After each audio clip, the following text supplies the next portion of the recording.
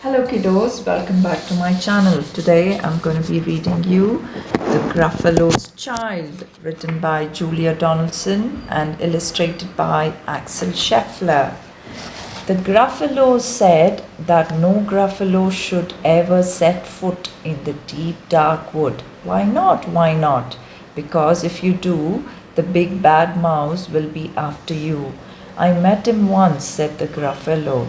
I met him a long, long time ago. What does he look like? Tell his dad. Is he terribly big and terribly bad? I can't quite remember, the Gruffalo said. Then he thought for a minute and scratched his head. The big bad mouse is terribly strong and his scaly tail is terribly long. His eyes are like pools of terrible fire and his terrible whiskers are tougher than wire. One snowy night when the Gruffalo snored, the Gruffalo's child was feeling bored. The Gruffalo's child was feeling brave, so she tiptoed out of the Gruffalo cave. The snow fell fast and the wind blew wild. Into the wood went the Gruffalo's child. Ah, oh, a trail in the snow. Whose is this trail and where does it go? A tail poked out of a log pile house. Could this be the tail of the big bad mouse? Out slid the creature. His eyes were small and he didn't have whiskers. No, none at all. You're not the mouse, not I, said the snake. He's down by the lake eating Gruffalo cake. The snow fell fast and the wind blew wild. I'm not scared, said the Gruffalo's child.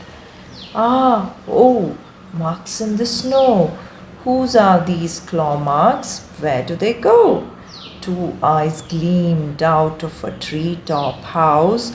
Could this be the eyes of the big bad mouse? Down flew the creature. His tail was short and he didn't have whiskers of any sort. You're not the mouse, to wit. No, not I. But he's somewhere nearby eating a Gruffalo pie. The snow fell fast and the wind blew wild. I'm not scared, said the Gruffalo's child. Ah, oh, a track in the snow. Whose is this track and where does it go? Whiskers at last and an underground house. Could this be the home of the big bad mouse? Out slunk the creature. His eyes weren't fiery, his tail wasn't scaly, his whiskers weren't wiry. You're not the mouse. Oh no, not me. He's under the tree drinking Gruffalo tea. It's all a trick, said the Gruffalo's child as she sat on a stump where the snow lay piled. I don't believe in the big bad mouse, but here comes a little one out of his house. Not big, not bad, but a mouse at least. You'll taste good as a midnight feast. Wait, said the mouse, before you eat, there's a friend of mine that you ought to meet. If you'll let me hop onto a hazel twig, I'll beckon my friend so bad and big. The Gruffalo's child unclenched a fist. The big bad mouse, so he does exist.